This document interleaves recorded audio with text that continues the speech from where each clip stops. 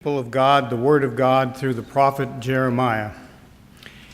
Today's scripture is Jeremiah chapter 31, 27 through 34, and if you want to follow along, it's on page 1227 in the Pew Bible. Again, Jeremiah 31, 27 through 34. This 31, 20, okay. The days are coming, declares the Lord, when I will plant the house of Israel and the house of Judah with the offspring of men and of animals. Just as I watched over them to uproot and tear down and to overthrow, destroy and bring disaster, so I will watch over them to build and to plant, declares the Lord. In those days, people will no longer say, the fathers have eaten your grapes and the children's teeth are set on edge. Instead, everyone will die for their own sin. Whoever eats sour grapes, his own teeth will be set on edge. The time is coming, declares the Lord, when I will make a new covenant with the house of Israel and with the house of Judah. It will not be like the covenant I made with their forefathers when I took them by the hand to lead them out of Egypt, because they broke my covenant, though I was a husband to them. This is the covenant I will make with the house of Israel. After that time, declares the Lord, I will put my law in their minds and write it on their hearts. I will be their God, and they will be my people. No longer will a man teach his neighbor or a man his brother, saying, know the Lord, because they will all know me, from the least of them to the greatest, declares the Lord. For I will forgive their wickedness and will remember their sins no more.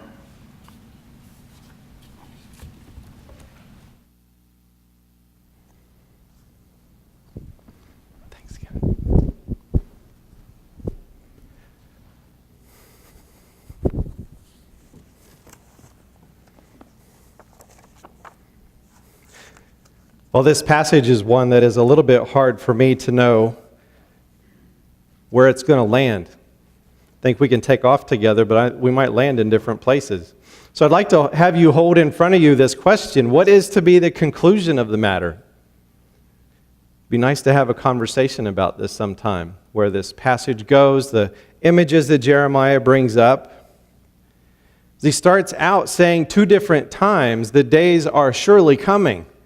The days are surely coming. And that's not exactly something new. You probably have calendars hanging on your walls somewhere in the hopes that the days are going to come. I mean, we're going to live into our future, but there's something about this for Jeremiah, an encouragement that he's giving to people, that there's going to be different days than what you're experiencing right now. We sang the song Ancient Words. These are ancient words. These go way, way back to about 586 BCE. That's a long time ago. So you're talking 2,500 years. These ancient words, and do they have something to say to us? Do they have something to say to us that has a way of relating to our theme for this month, which is joy? And I've entitled the message, Joy in Courageous Hope. What does it mean to have that kind of joy? Well, I want to give you a little more of the context of who Jeremiah was writing to. This is from the book of Consolation. A couple chapters right here in the middle of Jeremiah where he is writing to Judah, which had just recently fallen and had been carried off into exile. And we talked last week of the encouragement God gave to them through Jeremiah, that even though they're in a new land, a new city, a new culture, a new language, to put down roots and to seek the welfare of the city where they find themselves. Even to the extent of planting and building, having children, giving their wives or their daughters away in marriage, and their sons, and even their grandchildren, that you're going to be here for a while. This gets into a little bit more about how terrible this was for Judah. Israel, which had its capital in, well, at one time it was in Shechem and one time it was in Samaria. Israel had already fallen to the Assyrians about 150 years before. And I think there were ways in which Judah, which was the southern kingdom, was saying, oh, look at what happened to them because they weren't quite as good as us. Didn't think that the same thing could happen to themselves as they are captured and exiled by Babylon and King Nebuchadnezzar. How bad was it? This is where the message takes a turn down. Because these images aren't just in their time. Some of these things are happening in our time. We sometimes are shocked at how violent the human spirit can be at times. Like, where do these things come from? These great evils. It's nothing new. Here is what happened when Babylon came to defeat Jerusalem. Because King Zedekiah rebelled against King Nebuchadnezzar. First of all, they besieged the city. They surrounded it for 2 years. And toward the end of that time, for 3 months, the people inside the city, inside the walls, had almost nothing to eat. They had a very severe famine. So now that they are weakened, the army of Babylon broke through the walls of Jerusalem. Judah's army fled. They didn't even bother putting up a fight. King Zedekiah's sons were rounded up and killed right in front of him. King Zedekiah was shackled with bronze shackles, and they gouged out his eyes and led him away. The inhabitants of the city were carried off to Babylon, except for the very poor who were left behind to take care of the vineyards and the farms. And they took all the bronze and gold items from the temple. I mean, just imagine that a little bit. Somebody coming into this place and taking everything that would have any value out of here. I don't think we have any solid gold pots or candle holders or things like that, but they did. They took everything from the temple, the pots, shovels, wick trimmers, dishes, everything used in temple service. I mean, these sacred services that they had, they just carried it all away. Then they burned the temple, the very dwelling place of their God, Solomon's temple, that had been so artfully crafted in its elegance. I think we'd be amazed by if we had a way to see it, what it had looked like, but they burned it to the ground. They took the chief priest, and they took the second priest in line. They took the 5 royal advisors. They took the officers in charge of the fighting men of Judah, their soldiers. They took the man who directed the conscription of men into their fighting force, along with 60 of his subordinates. They carried them all off to Babylon and had them executed. Every important building in Jerusalem was burned. I said the temple already, but it also included the royal palace and all the homes burned to the ground. Then in these smoldering ruins, what is left inside these fortified walls, Nebuchadnezzar didn't leave those either. He had his army tear the walls down. Can you imagine all of that? The devastation of that. This is their home, their culture, what God had promised to give them.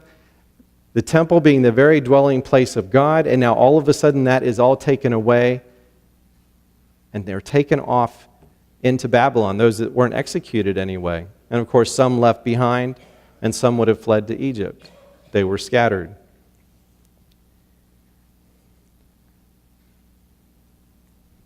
I wish it was harder to imagine what that might look like. But if you start to think of Aleppo, the whole country of Syria, Mosul in Iraq, North Korea, Eritrea, South Sudan, northern Brazil. Not long ago it was Rwanda, Croatia, and Serbia, Nicaragua, Colombia. I mean, you could go on and on and on. According to the United Nations, there are 65.3 million people around the world who've been forced from their home. that are displaced right now. The highest number ever, as far as we know. 21 million of those are refugees. Half of those are under the age of 18. And I would guess many of them not sure where their families are. There are 10 million stateless people who have been denied a nationality and access to basic human rights, such as education, health care, employment, and freedom of movement. 34,000 people are forcibly displaced every day right now. So are these the days that we thought were surely coming? Is this the future that we dreamed of? I remember as a child and growing up in the church when these kinds of things were pretty much out of mind, except for maybe hearing some of the Old Testament Bible stories. But I was just, as a teenager, just looking ahead to, I would really like to find someone to date. I'd like to get married. I'd like to have children. I would like to have some kind of fulfilling work to do. And I suppose this is pretty shallow, but almost to the extent of, Jesus, please don't come back until I can do all those things. And then when I'm old, then you come. That'll be okay.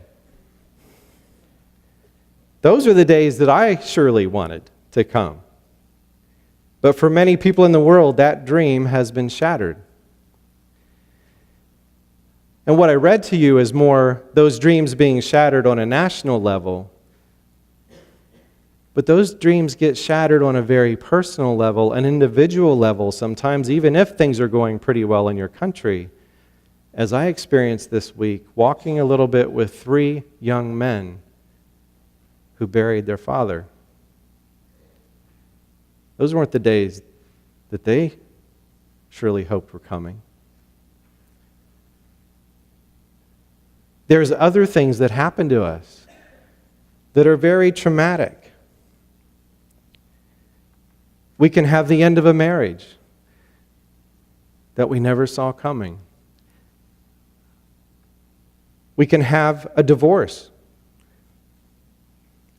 And the end of marriage can come through divorce, and it also can come through the loss of the spouse. And even though we know that can happen, we'd say that in our vows that we are pledging ourselves to each other until death do us part. That seems like a long, long way away when we're standing at the altar. But you don't have to look around. You just look right here, where people have lost their spouses. And they're traumatic experiences. It's like we don't have a script for that. And some things that are even much more tragic, like one of the women that I was reading about this week in one of Howard Zer's books on Transcendence, which is a book about how people live through violent crime, a woman who had 2 of her daughters murdered in a restaurant, and nobody really knows why. She says, I raised 2 beautiful girls, and someone stole that from me.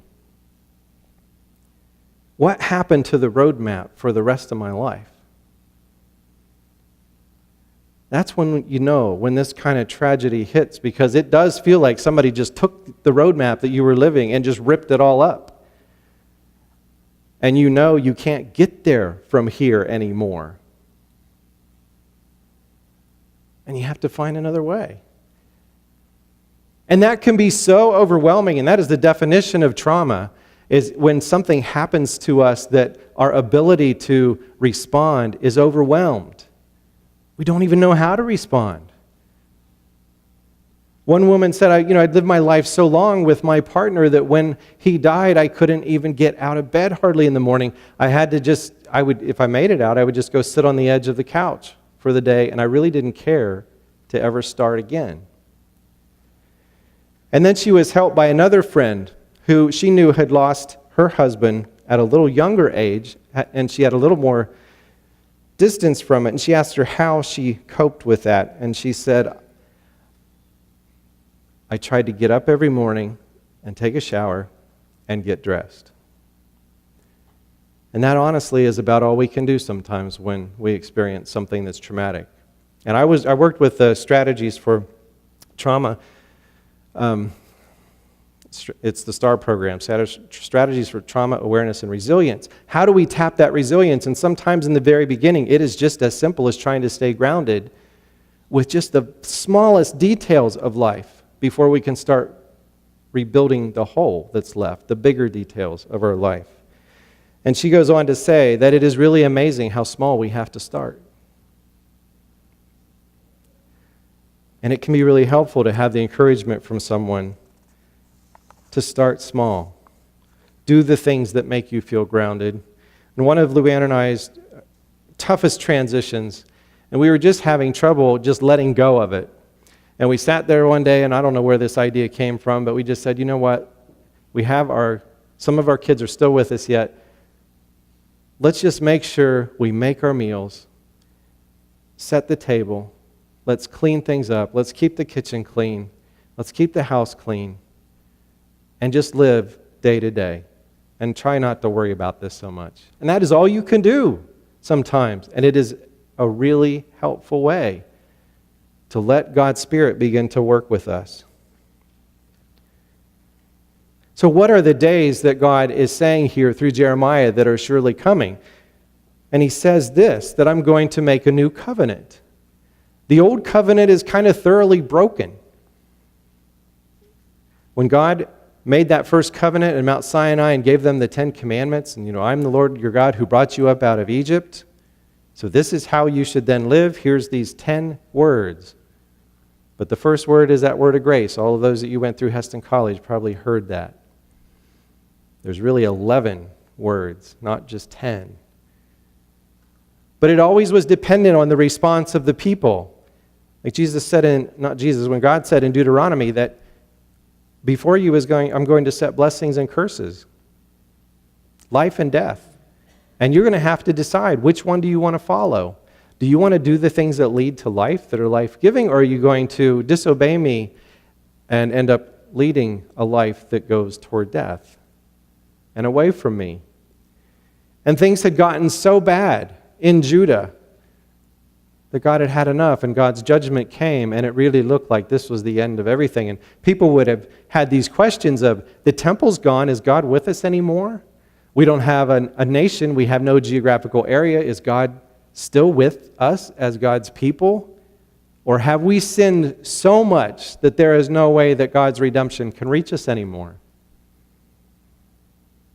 Those aren't unlike questions we ask. We wonder sometimes.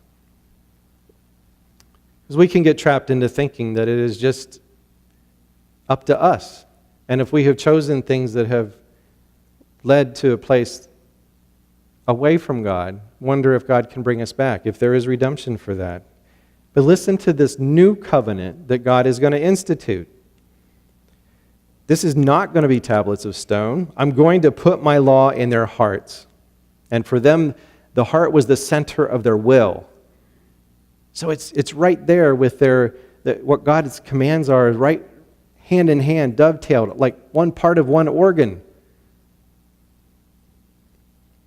so that they can follow the law, that it will become instinctive, their second nature, maybe even instinctive is more first nature, that I will be their God. And notice that God commits to that. I will be their God. Doesn't even ask them if they want him to be their God. Said, I will be their God. They will be my people. And God doesn't wait for a response from them. This is going to happen. They will all know me, from the least to the greatest. No longer will they need to teach people to know the Lord. Wow, imagine how much time we could save if we didn't have to do all the things we do to try to learn and grow to know the Lord. They're just going to know. But then he adds this, which I think is so critical to understanding a little bit of how just amazing this is that God will forgive their sin, their iniquity, and people aren't even offering their repentance yet. He says, I'm going to forgive it. I'm going to forgive their sin, and I am going to choose to not remember. God is going to forget by choosing to not remember. That's such a great I think, day. If that day would surely come, but has it come? Does everyone outside these doors know the Lord? Do we need to teach children anymore about Christ and all that he did? Do we need to worry about people's sin anymore? Are people knowing God to the extent that they're just following from their heart, from this law written on their heart, they're just following along? I want to read just a little bit from Micah. I'm paraphrasing this, but from Micah 3, it talks about what was going on in Judah. See if this sounds anything like some things we hear today. Because with all this judgment that came on Judah, it's like, what were they doing? What were they really doing to deserve this? Well, here's one of the things. Their leaders were taking bribes. They gave favors that made for better trade or commerce. Do we have anything like that happening? I mean, strange things like Wells Fargo creating fictitious accounts with people's money and using it for other investments and then putting it back in their accounts again and people never knowing the difference. Does it sound at all like a housing bubble where people were drawn into a crazy housing market, got loans they could not afford, especially if the bubble burst, and people had to walk away from their houses with no way to pay for it? And what happened to the mortgage company CEOs and the bank presidents? Didn't they walk away with multi-million-dollar bonuses? Many of them kept their jobs. In Jeremiah chapter 5, it says that they ignored the orphans, they ignored the poor, they ignored the needy. You know, cities have developed transportation systems that can isolate the poor. One of my professors when I was at Eastern Mennonite University was working with the city of Richmond. Because one of the real issues for them is that there were people who did not want to live in the inner city because of how violent it was, but there was no way to get out to the suburbs because there was no public transportation. The only way you could live in the suburbs was if you could have a car and drive in and out of the city. The bus lines stopped. And it's striking. If you look at the diagram that my professor had showed us, it's just so striking. Whether that was developed intentionally or not, it was developed.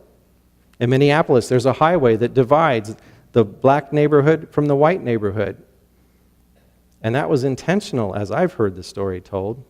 And it is a barrier. It is very annoying to try to get from that part of the city, which is where we lived, across to the wealthier side on the other side of the freeway.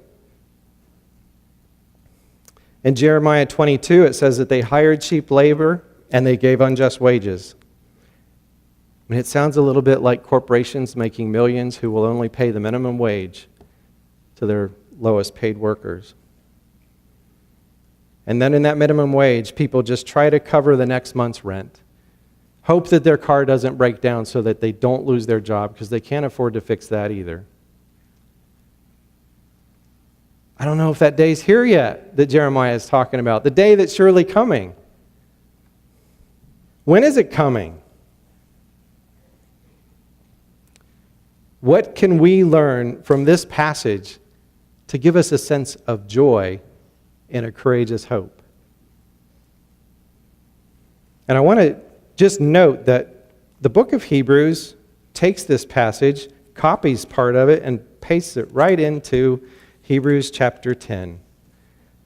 This is the covenant I will make with them after that time. I will put my laws in their hearts and I will write them on their minds. Their sins and lawless acts I will remember no more.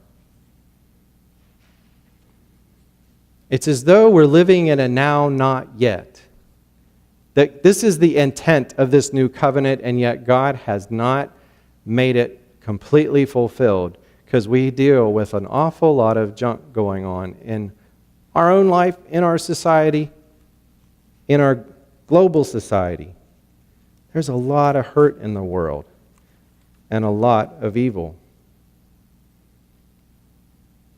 But how do we take that and somehow arrive at a sense of joy in some kind of a courageous hope, an expectation that God has not left us alone, that God is still upholding this covenant and is still taking us there, still taking us somewhere. And this is where I think just an incredible hope lies in this group of people. Here's a few things. This is what I said. What is the conclusion of this matter? Here's a few ideas, especially given the political climate that we are in right now. Do you realize that most of us, when we wake up, we're often thinking immediately about what we're going to do? And all of those statistics I read earlier, those people are waking up thinking, how am I going to survive? So count the blessings as a joy for what you do. The fact that you can wake up in the morning and think about, what am I going to do today? That you don't have to think about, how am I going to make sure my kids are safe? How am I going to make sure that my kids have food? And will I ever be able to work again and to use the education that I was trained with?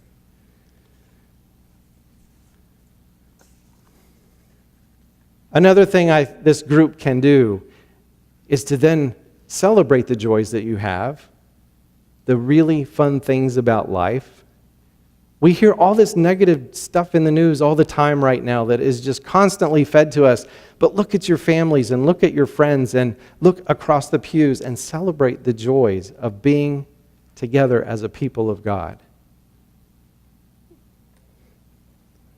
We have each other. Like that quote that I read last week was one of the previous sermons about how we are all in this same boat and we owe each other a terrible loyalty. And then you have the opportunity to be an example of what it means to forgive and to let it go. To let go of the past. And I don't want to dismiss, because I preached about this in my forgiveness sermon. I don't believe in just forgive and forget, even though that's kind of basically what God is saying here, that I'm going to forgive and not remember them. I'm choosing to not remember them, but I'm forgetting. Because there are some things we have to be committed to putting right. I mean, where there is sexual abuse, for example, that can't, in my mind, just be forgiven and forgotten. That needs healing. That needs reconciliation. It needs work. But still, that and so many other ways, there are ways in which we can begin to practice that, being a part of a society that forgives and lets it go. Can you imagine if Donald Trump and Hillary Clinton would have that kind of an attitude toward each other in the debate? Or, I heard this from Andy Stanley this week, which I really liked. He said, what was Jesus' main command to us? Love the Lord your God with all your heart, your soul, and your mind, and to love your neighbor as yourself. What if all of us did that? What if every citizen of the United States, what if every illegal immigrant in the United States, what if everybody would do that? Love your neighbor as yourself. And Andy Stanley asked this question, would it matter who won the election? We would have a very different society pretty quickly. But right now, people are embracing an ethic that doesn't embrace forgiveness. 3 men arrested in Wichita for conspiring to blow up an apartment building with Somalis in Garden City. And that's a little personal to me because we lived 3 blocks from a Somali market that felt like if you'd go in there, it's like walking right into Africa. You would feel very, very much the minority. And it was always really interesting because if I was a white male walking around, if I'd visit there often, it wouldn't be long before the FBI would want to know why I'm there. I heard that from quite a few different people because they're trying to make sure there isn't some kind of informant sort of thing going on between cultures. They're trying to, in some ways, kind of keep it isolated so that they know what's going on. But do you see my point, though? I mean, where people are now beginning to say at times, at least some of these radical comments of, it's too late for conversation. It's time to bring out the pitchforks. The hope in this day that Jeremiah is talking about is that we can embody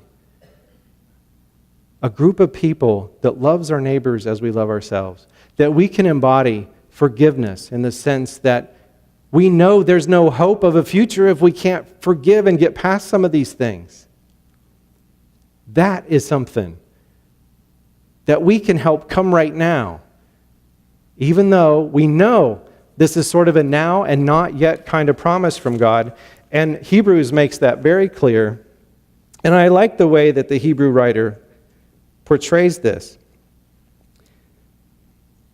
Because the writer says, Jesus suffered outside the city gates. He was disgraced. Should we expect anything different at times if we're going to follow Christ? So as Jesus suffered outside the city gates to make the people holy through his own blood, let us then go to him outside the camp, bearing the disgrace he bore. For here we do not have an enduring city, but we are looking for the city that is to come. That is part of what I mean by a joy and a courageous hope. To get gritty with it, to say, no matter what is going on around us, we are not going to be that example of people that do tit for tat, or if they're hurt, they return harm. We are not going to be that kind of people. We are going to follow Christ. We don't have the perfect city we're looking for, but we're going to make it as good as we can. We're going to bring that day now to whatever extent that we can. When I was pastoring in Pennsylvania and would go up to Mount Gretna, and I don't remember the name of that highway, but as you would drive down that highway, you'd see these big harvest store silos, and they sort of have a permanence about them that they use them as a landmark, and they've often been there for a couple generations, or at least one. So they're there, and you can navigate with them. There's permanence about it, but there was this one set of silos as you would drive by it. It had this verse on it, and it says, "We do not have an enduring city, but we are looking for the city that is to come." And I believe God is asking us to live it now as best we can, and we need each other to do it. Because as Pastor Cleo started off his message in the memorial service, the funeral service for Clifford, he said, life is difficult. We got to go through this with each other.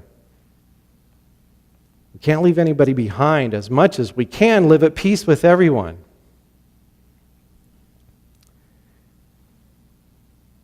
It's not an enduring city. We can do what we can to fulfill the dream as much as possible in our time. The praise team is going to lead us in this sending song called "There Is More Love Somewhere." We sang these words earlier today.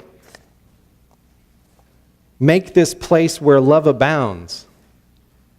We're longing for more love somewhere, but there are people out around us who are longing for the kind of love that I know you as a people can give them, because you give it to each other.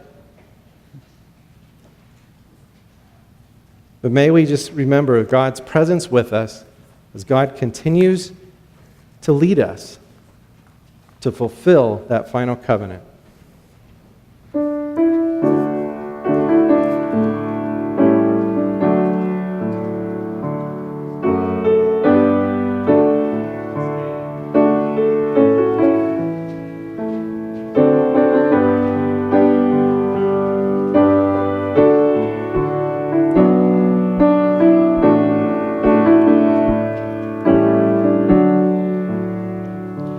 There is more love